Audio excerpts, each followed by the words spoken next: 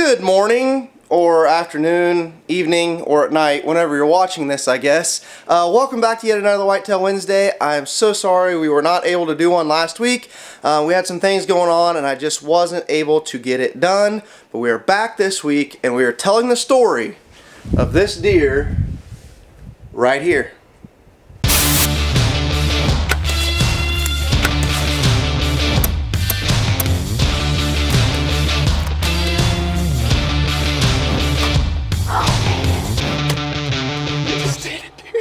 Just did it.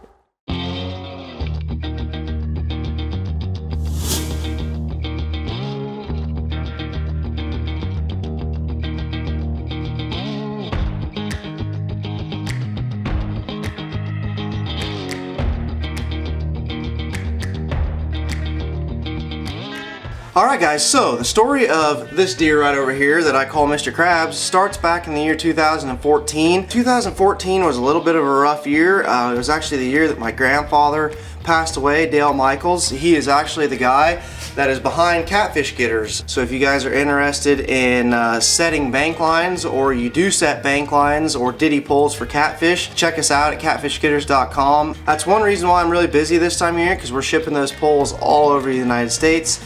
And it has been really fun to see that company turn into something awesome after he's passed away. Now if you guys follow the show quite a bit, you know that in 2014 I actually quit doing dream chasers and went to film with Whitetail Freaks on the Outdoor Channel. Did that for about a year, but I really missed doing my own thing, so I left.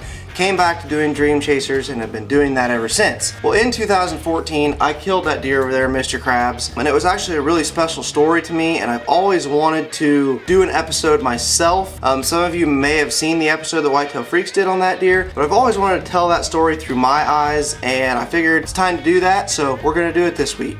So back to the story of Mr. Krabs here. That deer was actually a deer that showed up on one of our Kansas farms. It's a farm that we call the Lake Farm, and it's actually the 13th farm that my grandpa Dale, who had passed away, purchased. Now what's cool about that is his favorite number was 13. It's just his lucky number. He based so many things in his life off the number 13.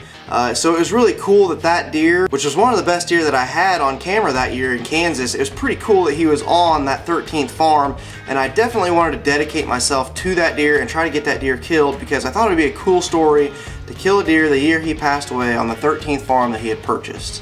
So we hunted that deer quite a bit, put a lot of trail cameras out. I fed him with Big & J products all summer long. Went in there and hung several different stands for him. That farm actually hunts a lot easier in the morning, so I was actually hunting him a lot in the mornings. I decided finally one evening that, you know what, I'm gonna try this in the evening, because we weren't having any luck putting our eyes on him in the mornings. So getting in the stand, I was actually not in a very good mood, because we just bumped a bunch of does getting in there. But we had not been in the stand more than a couple minutes. I didn't even have an arrow knocked yet, and I hear a grunt, just super loud, crazy grunt in the draw that we had actually bumped the does out of, and they had went towards where this grunt was coming from. He must have thought another buck maybe was running them up in there, or he didn't know what was going on. So he started chasing those does around. 10 minutes after we're in the stand, I look over and he is coming right to us.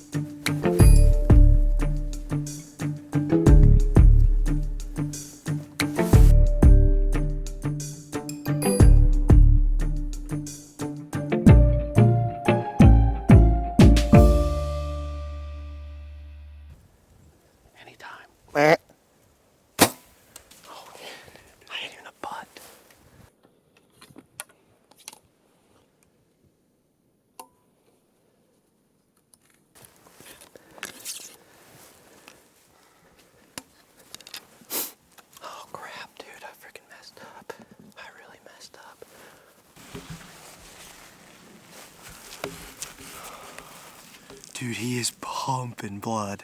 I made a terrible shot. He was quartering away, going up the hill. He got our wind a little bit. He was quartering away, and I tried to stop him, but he would not stop. So I just tried to lead him and shot, and I hit him clear back, way back. But I think I hit that artery, and he went up that hill, and he is absolutely pumping blood. He's still standing right there. Dude, he's pumping out of him. He's gonna die. He's Good dead. shot, man. Man, my goal this year was to kill a buck on one of my grandpa's farms. He passed away this spring. Him and I are extremely close. This is his favorite farm. And I just realized today is November the 13th, and his favorite number was 13. It was meant to be. Thank you, Lord. It's been an awesome hunt, man. He was steaming up there. I could see him up there. That looks so breathing. Oh. So what made this hunt so special, not only did I kill the deer on the 13th farm that my grandpa had bought, but I killed him on the 13th of November. I just could not believe that the stars had aligned. The year that my grandfather passes away, his favorite number is 13. I kill a deer on the 13th of November on the 13th farm he purchased.